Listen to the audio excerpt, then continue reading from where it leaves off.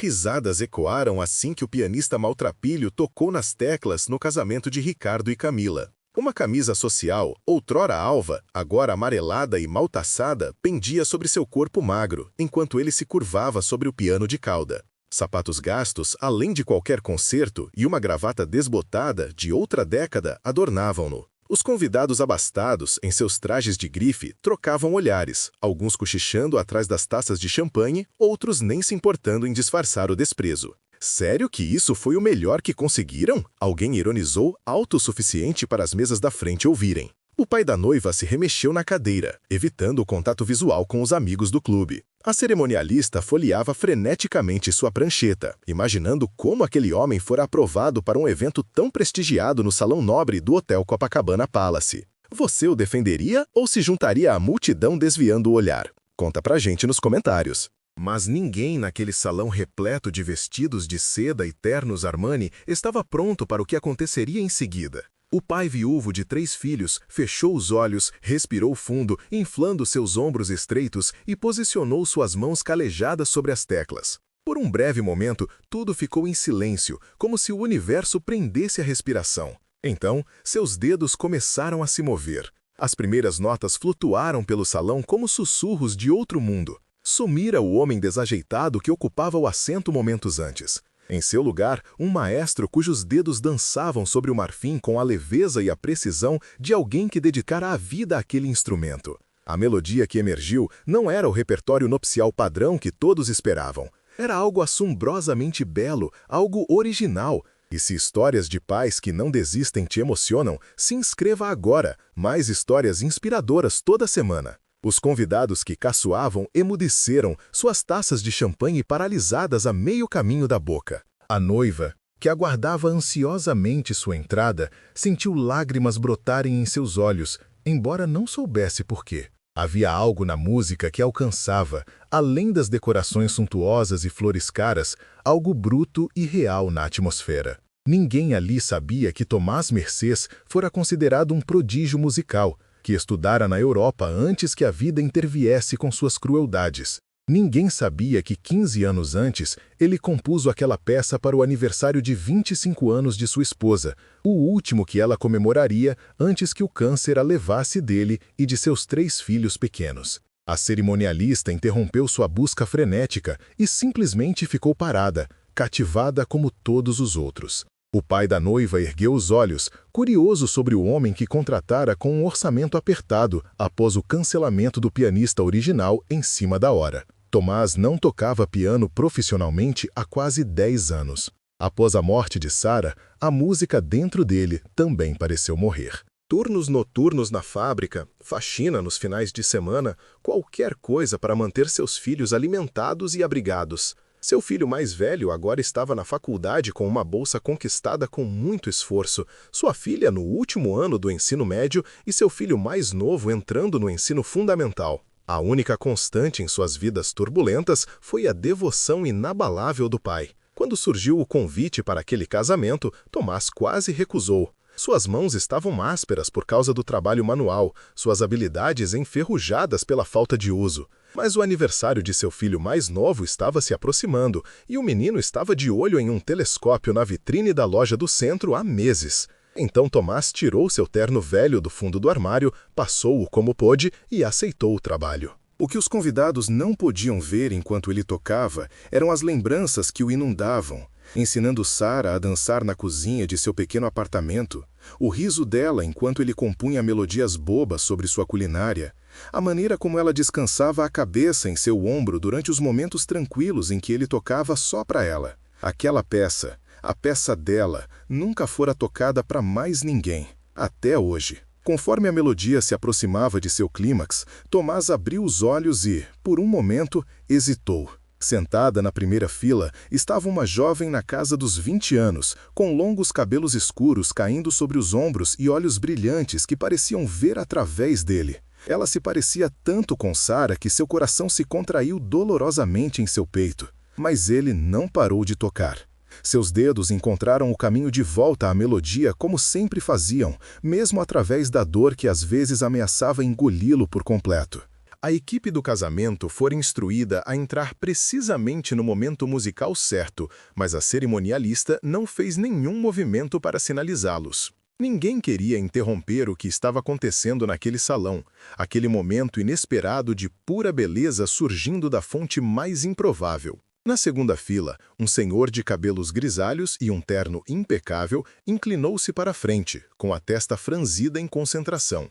Maxwell Thornton passara 40 anos como diretor da Orquestra Sinfônica da cidade e reconhecia talento excepcional quando o ouvia. Ele pegou seu telefone discretamente, abriu o aplicativo de gravação e o colocou sobre a mesa, seus olhos nunca deixando o pianista. Quando Tomás finalmente levou a peça à sua suave conclusão, o salão permaneceu em perfeito silêncio por 3 batidas cardíacas. Então, como se um feitiço tivesse sido quebrado, os aplausos irromperam. Não o tipo educado e obrigatório, mas uma apreciação estrondosa que emanava de algo genuíno. Os mesmos convidados que o haviam ridicularizado minutos antes agora estavam de pé. Tomás piscou surpreso, um rubor subindo por seu pescoço. Aquilo não fazia parte do plano. Ele deveria tocar música de fundo, ser invisível. Ele rapidamente embaralhou suas partituras, envergonhado pela atenção, e começou uma marcha nupcial tradicional para a entrada da noiva. Mas algo havia mudado na atmosfera daquele salão. Os convidados, que estavam mentalmente calculando o patrimônio líquido uns dos outros, agora trocavam olhares de apreciação compartilhada. A noiva, quando finalmente entrou, caminhou pelo corredor com lágrimas escorrendo livremente pelo rosto, emocionada por uma música que de alguma forma a fizera sentir o peso e a beleza do compromisso que estava prestes a assumir. O que ninguém percebia é que os eventos do dia estavam apenas começando a se desenrolar de maneiras inesperadas. Durante a recepção, enquanto Tomás tocava suavemente ao fundo, Maxwell Thornton aproximou-se do piano durante uma breve pausa entre as músicas. Aquela peça de abertura, disse ele sem se apresentar, era a Rachmaninoff? Chopin? Não a reconheço. Tomás balançou a cabeça, seus dedos endireitando nervosamente sua partitura gasta. Não é nada, senhor, apenas algo que escrevi há muito tempo. As sobrancelhas de Maxwell se ergueram. Você compôs isso? Ele estendeu a mão. Maxwell Thornton, eu dirijo a Orquestra Sinfônica da cidade. Tomás olhou para a mão, depois para o rosto do homem, o reconhecimento surgindo. Ele limpou a palma da mão na calça antes de apertar a mão oferecida. Tomás mercê, senhor, é uma honra. A honra é minha. Não ouço uma composição original desse calibre há anos. Maxwell olhou ao redor da recepção, depois de volta para Tomás. Você tocaria de novo? A peça inteira desta vez? Tomás hesitou, olhando para a cerimonialista, que agora acenava freneticamente para que ele continuasse com a playlist agendada. Não tenho certeza se seria apropriado. Estou aqui para tocar o que eles pediram. Maxwell assentiu pensativamente. Então, enfiou a mão no paletó e tirou um cartão de visita. Ligue para mim amanhã. Gostaria de discutir sua música mais a fundo. Ele colocou o cartão no piano e se afastou antes que Tomás pudesse responder. O pianista fitou o pequeno retângulo de papel cartão grosso como se pudesse desaparecer. Sua mão tremeu ligeiramente ao pegá-lo e guardá-lo no bolso do peito.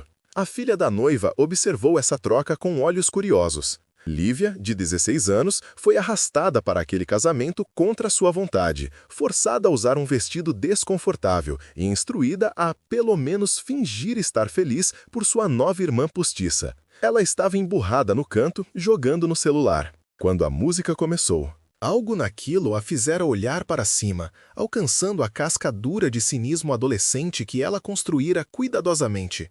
Quando o jantar foi servido, Tomás foi direcionado para uma pequena mesa no canto de trás, separada dos convidados. Enquanto comia, ele sentiu uma presença ao seu lado e ergueu os olhos para ver Lívia parada ali, ainda segurando seu celular. Aquela música que você tocou no começo, disse ela sem preâmbulos. Você realmente escreveu? Tomás assentiu, surpreso com a pergunta direta.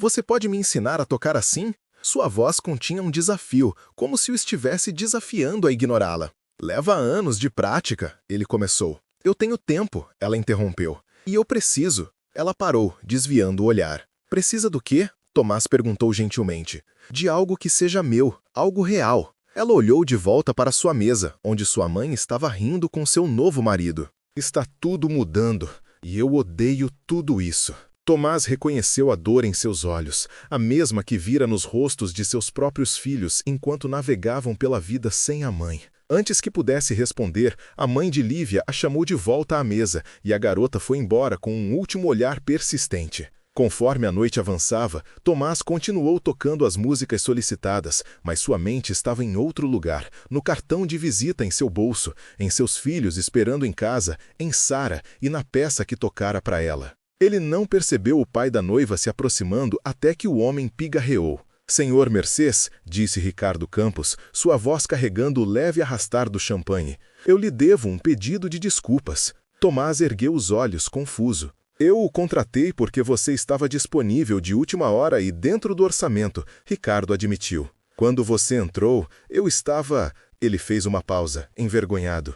«Eu estava preocupado com as aparências». Mas o que você tocou, minha filha, diz que foi o momento mais bonito do casamento dela. Tomás não sabia como responder àquela honestidade inesperada. Ela me pediu para lhe dar isto. Ricardo lhe entregou um envelope, um bônus e os agradecimentos dela. Depois que Ricardo se afastou, Tomás abriu cuidadosamente o envelope e quase engasgou com o cheque dentro. Era mais do que ele ganharia em 2 meses na fábrica. Com aquilo, ele poderia comprar o telescópio de Jason, pagar a conta de luz e talvez até guardar algo para as inscrições de Emma na faculdade no próximo ano. Conforme a recepção diminuía e os convidados começavam a partir, Tomás sentiu uma estranha mistura de emoções. Aquele dia que começara com humilhação, de alguma forma se transformara em algo completamente diferente. Ele reuniu suas partituras, acenando educadamente para os poucos convidados que pararam para elogiá-lo. Você teria coragem de tocar a memória mais preciosa do seu coração para um salão cheio de estranhos? Deixe-nos saber nos comentários. Assim que estava fechando a tampa do piano, sentiu um toque em seu ombro. Ele se virou para encontrar a própria noiva parada ali, ainda radiante em seu vestido apesar do longo dia. «Senhor Mercês», disse ela suavemente, «meu pai me contou sobre sua situação, sobre seus filhos». Tomás enrijeceu, o orgulho crescendo em seu peito. Ele não queria pena, principalmente não hoje. «Eu ensino música na Academia Vila Lobos», ela continuou, aparentemente alheia ao seu desconforto. «Temos um programa de bolsas de estudo para jovens músicos talentosos. Se algum de seus filhos estiver interessado...» «Meu caçula», disse Tomás antes que pudesse se conter. «Jason, ele toca, não profissionalmente, mas tem um bom ouvido». Ela sorriu. «Traga-o à escola na segunda-feira. Vamos marcar uma audição». Enquanto Tomás dirigia para casa naquela noite em seu carro velho que protestava a cada quilômetro, sua mente girava com possibilidades que não existiam naquela manhã. O cartão de visita de Maxwell Thornton parecia queimar em seu bolso. O cheque do pai da noiva estava guardado em segurança em sua carteira. E pela primeira vez em anos, ele sentiu uma coceira em seus dedos para sentar-se a um piano e compor. Ele não escrevia uma nova peça desde a morte de Sara. A música morrera com ela, ou assim ele pensava. Mas hoje, tocando a música dela naquele belo salão, algo despertara dentro dele. Algo que ele acreditava ter ido para sempre. Quando chegou em casa, a babá estava cochilando no sofá. Seu filho mais novo, Jason, ainda estava acordado, esperando apesar da hora avançada. «Você tocou bem, pai?» perguntou o menino de 12 anos, esfregando o sono dos olhos. Tomás bagunçou o cabelo do filho, tão semelhante ao de Sara na cor e na textura. «Acho que sim, amigão. Acho que toquei muito bem». Depois de pagar a babá e verificar se seu filho do meio estava dormindo, Tomás sentou-se na beira da cama de Jason enquanto o menino adormecia. Ele cantarolou suavemente, o início de uma nova melodia se formando em sua mente. Na manhã seguinte, Tomás acordou cedo, apesar da noite passada. Pela primeira vez em anos, ele sentiu uma urgência que não tinha nada a ver com contas ou horários de trabalho. Ele preparou o café da manhã para Jason e Emma, então se desculpou para fazer um telefonema na privacidade da varanda dos fundos. Sua mão tremeu ao discar o número no cartão de Maxwell Thornton. «Thornton falando», veio a resposta nítida. «Senhor Thornton, aqui é Tomás Mercês, o pianista do casamento de ontem». «Tomás, eu estava esperando que você ligasse. Aquela peça que você tocou, não consegui tirá-la da cabeça». Tomás engoliu em seco. «Obrigado, senhor.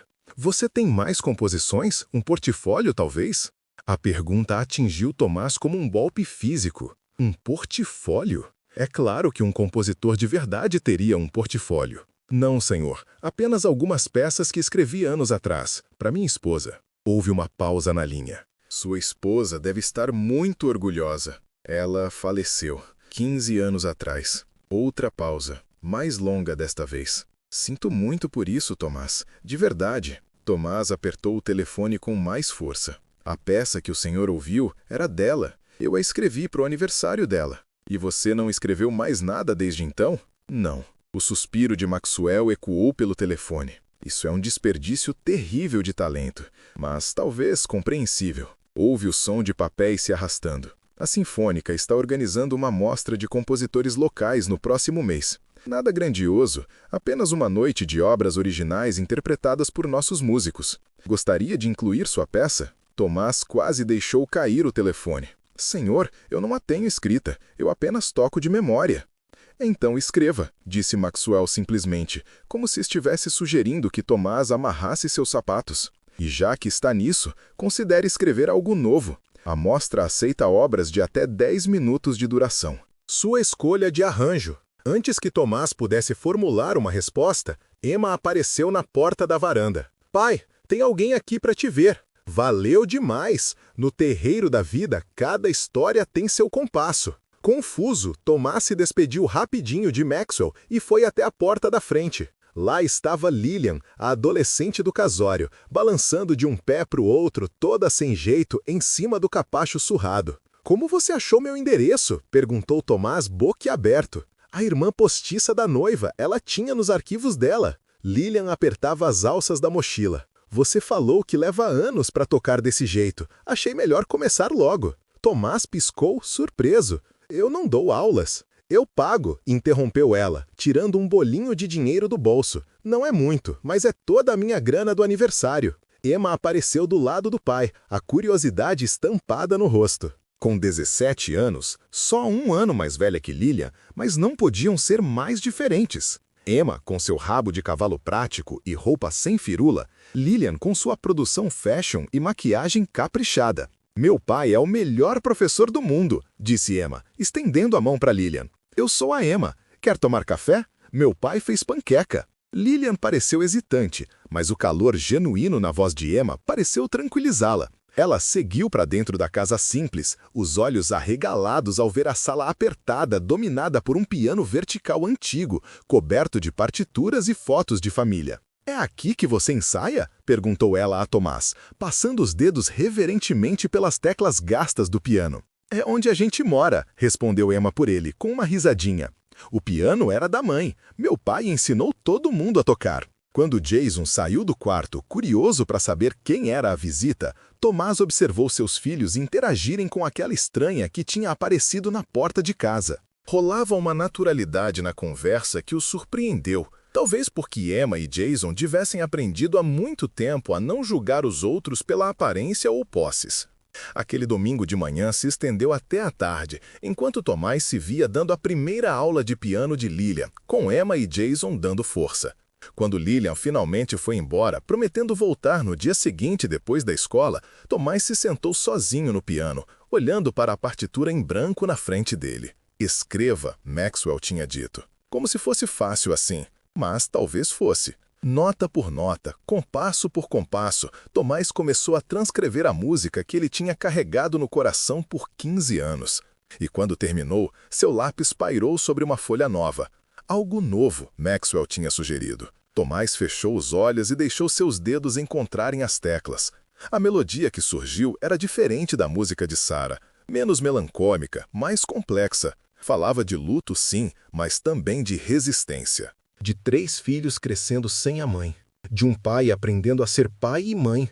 De lutas e pequenas vitórias. E um amor que continuava mesmo depois da morte. Quando ele abriu os olhos, Emma estava parada na porta, lágrimas escorrendo pelo rosto. Essa é a gente, sussurrou ela. Você está escrevendo sobre a gente. Tomás assentiu, sem conseguir falar por causa do nó na garganta. A mãe ia amar, disse Emma, atravessando a sala para sentar do lado dele no banco. Ela apoiou a cabeça no ombro dele, como Sarah fazia. Continua, pai. Eu quero ouvir o resto. A segunda-feira chegou com uma correria danada. Tomás ligou no serviço, se dizendo doente pela primeira vez em anos, usando o dinheiro do casamento para justificar o dia perdido. Ele levou Jason para a academia West Ridge, onde o talento natural do garoto impressionou os instrutores, apesar da falta de estudo formal. De tarde, Jason já tinha sido aceito no programa de bolsas, que incluía não só aulas de música, mas também apoio acadêmico. Os dias seguintes ganharam um ritmo novo. Tomás continuava trabalhando na fábrica, mas suas noites agora eram cheias de música, dando aula para Lillian, ajudando Jason a se preparar para o programa novo e compondo sua música nova para o festival. Emma ficava quietinha fazendo a lição enquanto eles ensaiavam, dando uns toques ou incentivando de vez em quando. 2 semanas depois do casamento, Tomás recebeu outra visita inesperada. Maxwell Thornton chegou sem avisar, o carrão de luxo dele destoando na rua humilde. "Espero não estar incomodando", disse o senhor, enquanto Tomás o convidava para entrar na sala. "Eu estava curioso para saber como você está indo." Tomás mostrou a partitura da composição nova, ainda incompleta e rabiscada com correções e rabiscos, todo nervoso. Maxwell estudou as páginas com atenção, cantarolando uns trechos baixinho de vez em quando. Quando ele olhou para cima, a expressão dele era indecifrável. "Não está pronto", disse Tomás, rápido. "E precisa de uns arranjos profissionais, com certeza." "É extraordinário", interrompeu Maxwell. "Cru em alguns pontos, claro, mas a emoção é palpável." Ele colocou a partitura na mesa com cuidado. "Tomás, eu quero te fazer uma proposta." "Uma proposta?" "O pianista titular da Sinfônica vai se aposentar no fim da temporada. A gente precisa de alguém com o seu nível de talento e capacidade de interpretação. O salário é modesto para os padrões profissionais, mas tem benefícios. Plano de saúde, aposentadoria." Tomás olhou para ele descrente. "Senhor Thornton, eu não toco profissionalmente há mais de 15 anos. Eu trabalho numa fábrica." E mesmo assim tocou daquele jeito no casamento. Maxwell se inclinou para frente. "Um talento como o seu não desaparece, Tomás. Pode hibernar, mas está lá, esperando para ser despertado." Naquela noite, depois que Maxwell foi embora, Tomás sentou seus filhos para conversar sobre a proposta inesperada. Ia significar um corte grande no salário de começo, mas o horário fixo e os benefícios iam dar uma estabilidade que eles nunca tinham tido. "Vai fundo, pai", disse Miguel pelo telefone, quando Tomás ligou para ele na faculdade. "A mãe ia te dar um esporro se você não fosse." Emma e Jason concordaram com a cabeça, os rostos brilhando de animação pelo pai. As semanas que antecederam o festival foram uma correria só. Tomás continuava trabalhando na fábrica, enquanto se preparava para a apresentação, ensaiando até tarde da noite depois que os filhos dormiam. Lillian ia para a aula 3 vezes por semana, o talento natural dela florescendo sob a orientação de Tomás.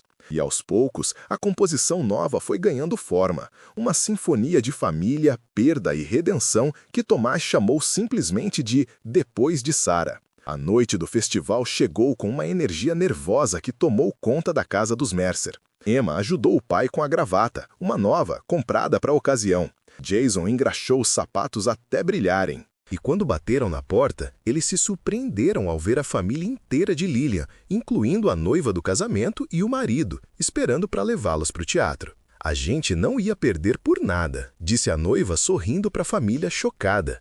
A Lillian não para de falar do professor de piano incrível dela há semanas. O teatro era imponente na sua grandiosidade, tão diferente do piano vertical na sala deles, onde Tomás tinha ensaiado. No camarim, ele espiou pelas cortinas a plateia enchendo os lugares. Seus filhos estavam na primeira fila, junto com Lillian e a família dela. E lá, no meio da terceira fila, tinha um lugar vazio, de propósito, o lugar de Sarah. Mas só Tomás sabia disso.